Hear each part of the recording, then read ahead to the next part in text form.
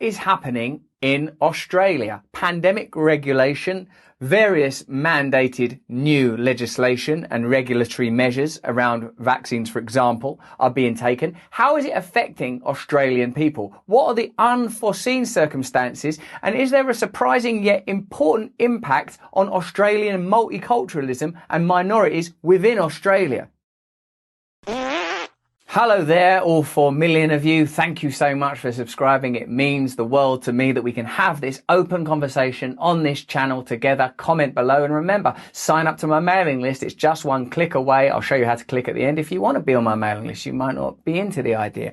Stay to the very end of this video because I talk about how the relationships between the pharmaceutical industry, lobbyists and government are allowing this fragile mixture of unhealthy, unsafe relationships to be sustained. Today we're talking about authoritarianism in Australia and its impact on various cultural groups. The article on Al Jazeera by Sahar Gumkar says, Melbourne and Sydney, two of Australia's biggest cities, have witnessed significant resistance to COVID-19 restrictions and vaccine mandates.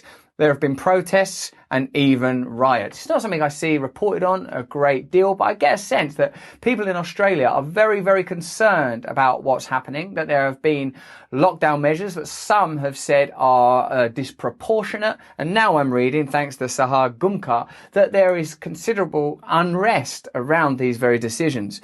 The state's mismanagement, Mrs. in parentheses, of this pandemic has led us down a dangerous new path. It's had not only corroding effects on community relations, but it's also made it increasingly difficult to comprehend the nature of the resistance to expanding state powers.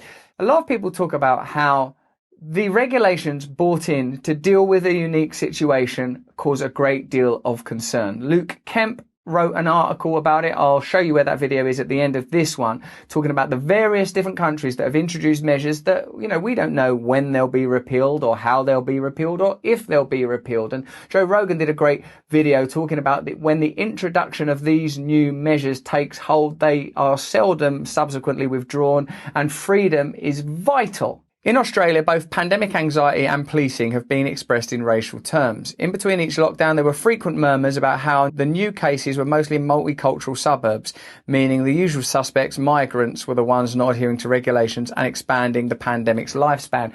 At the beginning, I remember when the vaccines were introduced, I remember people saying people from multicultural or non-white or however you want to term it, communities were not getting access to the vaccine. Then I remember hearing about vaccine hesitancy being prevalent or in these, or vaccine suspicion or hesitancy, or however you want to term it, being prevalent among non-white or minority communities. And now we're sort of beginning to see stories about the impact and consequences of coronavirus and regulations around coronavirus being more punitive in multicultural communities. Of course, we did a video about Don Lemon's comments about, shaming people who were vaccine hesitant, resistant or reluctant. And the fact is that the communities that were being indicted by that are non-white, economically underserved communities, and that there's a sort of a real contradiction, or another word for contradiction is hypocrisy, at the heart of that argument. In April and May 2020, Australia's Muslim community spent the month of Ramadan, the most holy and social in the Islamic calendar, confined to their homes as mosques were closed and large social gatherings were banned. But a rise in infection numbers in June and the news that a small cluster of Muslim households had been affected by the new outbreak resulted in the community being scapegoated and targeted. That's interesting, but also very common. We have to remember that that's a consistent narrative outside of the pandemic. That, in fact, haven't you noticed more broadly that many narratives of this kind have, generally speaking, dropped off the radar, but where necessary, evidently, in the case such as this one, the scapegoating, targeting and divisiveness around religious identity becomes prevalent again. For me, it's vitally important that all people, wherever they're from, whatever religious opinions and beliefs they hold, are respected, whether that means you are a white, working class, Christian, Trump voter, or a middle-class Muslim, or wherever you fall on the social, economic and religious spectrum or outside of it altogether, you are entitled to be who you are, particularly and especially, and perhaps uniquely, if you're not hurting anybody else.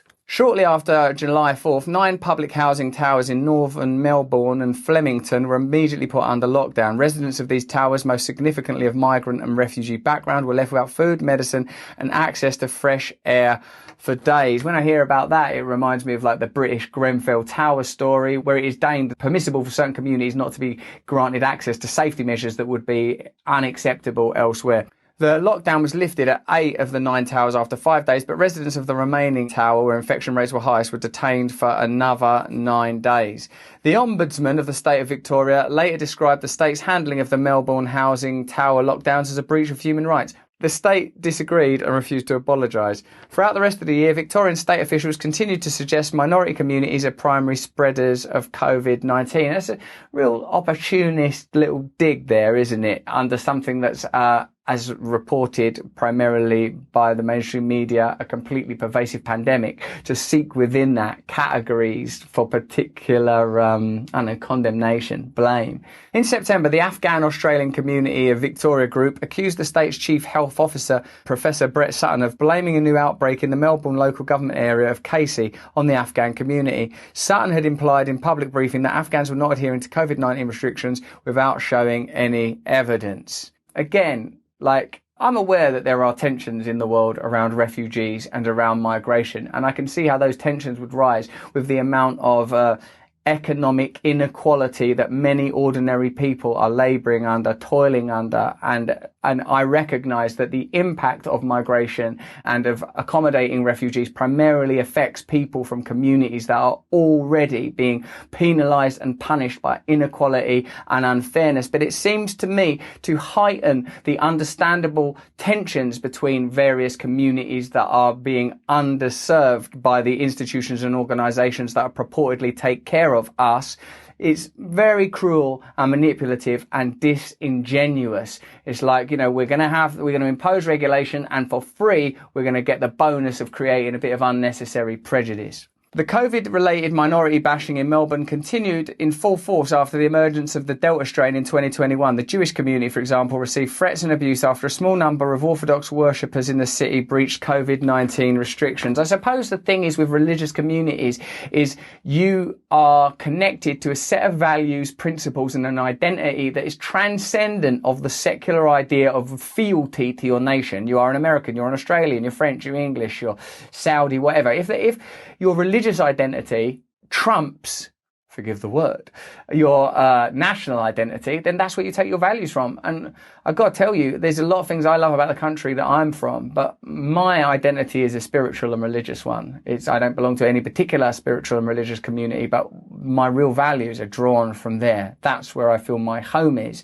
So I can see how people would, particularly in a time of crisis and a time of mistrust and a time of much antagonism and odd, peculiar change, would identify more strongly with their religious life, particularly if you're a devout person anyway. That's not only been happening in Melbourne, this pandemic response has been shaped by racism in Sydney too. Spiralling indecision by the authorities has led to weeks of lockdown in the state of New South Wales in 2021, but despite its own poor handling of the Delta variant being at the core of the problem, their own poor handling, the state chose to scapegoat minorities living in the capital. Much easier. The more you can create tension and division, the less likely ever it is that people have the real opportunity to confront power. Even if you don't think of power as some shady cartel making decisions, but just ineptitude and systems that just bounce about, rattle around like in a pinball machine of idiocy. Unless people can come together and bloody hell, it doesn't actually matter how you dress up or what you wear when you worship. You do what you got to do. Well, this is what I do. We have to come together to confront where power is really held. Always, I think, when dealing with anything, before that you yield to the impulse to dislike, think, what power does this group have? What power do they have? Can this group organise a system? Can this group close down a society? What can this group do? Australian racial justice organisation Democracy in Colour described the policing tactics used in Sydney as thinly veiled racism. This isn't a public health response, the organisation's national director Neha Maddock told Australian media in July 2021. It's explicitly targeting people of colour and working class communities in western suburbs. This is very, very common, I think, regardless of the issue being discussed and regardless of the country in the world. The continued stoking of tension between various working class, lower income groups is a vital tactic in the sustenance and maintenance of power. Grieving while trying to adhere to the rules of lockdown has pushed many communities to breaking point. We may be able to temporarily suspend life to ride out this pandemic, but a life that's departed holds over us to the obligation and right of burial. How we deal with the dead is a signature of who we are, and every culture signs off its dead with its unique mark. On September the 15th, police interrupted a Muslim funeral in Sydney. Officers accused mourners trying to watch the ceremony from inside their cars of breaching COVID-19 social distance regulations and went on to arrest those who refused to leave. The incident was a sign that Australian security forces, which had been criminalising Muslim communities under the guise of national security for many years, were now trying to do the same under the guise of pandemic control. And I guess that's the main point that Sahar Gumkar is making here, is that there has always been pejorative, persecutory governance applied to, in the case of which she's speaking, Muslim community in Australia, under the guise of the pandemic. This persecution continues and has the added advantage of creating tension, distracting people from what's actually happening, creating tension and confusion, and allowing people that are actually in positions of power that make decisions that usually benefit other powerful interests, to carry on unabated, because we're all sort of pointing around looking at what other people that have got no resources or real power are up to. Australia has seen over 70 counter-terrorism laws introduced since 9/11, each pushing the boundaries of state power. In this pandemic, while communities have always faced intrusion of the state continue to be overpoliced, white Australians are confronting what others have always known, the limits of their freedoms. Ultimately, there ought to be solidarity between people of all colours, classes, races and religious identities, because without that solidarity, we will not change the world. It's not possible.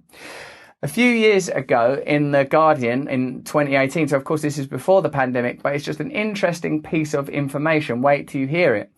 The pharmaceutical industry is engaging vast numbers of lobbyists and donating millions to both political parties in Australia. About 72 pharmaceutical businesses engage paid lobbyists to influence government decisions and policy. They are represented by 29 separate lobbying firms, many of which have former ministerial or political advisors as staff. Big pharmaceuticals have a significant financial stake in the way government behaves. A former Federal Health Department Secretary, Stephen Duckett, now a leading health researcher at the Grattan Institute, said the pharmaceutical industry was extremely powerful and exerted significant influence on the government. That's from The Guardian, which last time I checked was a pretty left-wing organisation, saying that there is too much pharmaceutical power being exercised on governments. I bet you're glad you stayed to the end of the video to see how these complex cultural issues playing out under a pandemic are ultimately connected to the way that powerful entities interact, protect with and serve one another instead of the people they're supposed to. What's the pharmaceutical supposed to do? Pharmaceutical medicines for people. Cool. What's the government supposed to do? Oh, make sure society is safe, fair for people. Cool. What are they actually doing? Helping one another, revolving doors. Am I being naive?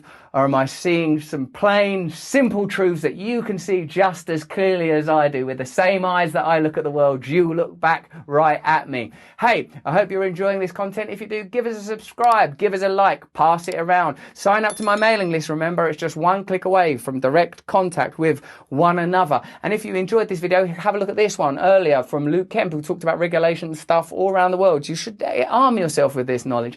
And if you need a little bit of time to reflect so you don't keep your head in all this madness the whole time, this maelstrom, have a look at this on my Awakening channel, which I'd love you to subscribe to that also. Thanks very much for subscribing. Stay close to us. Stay free.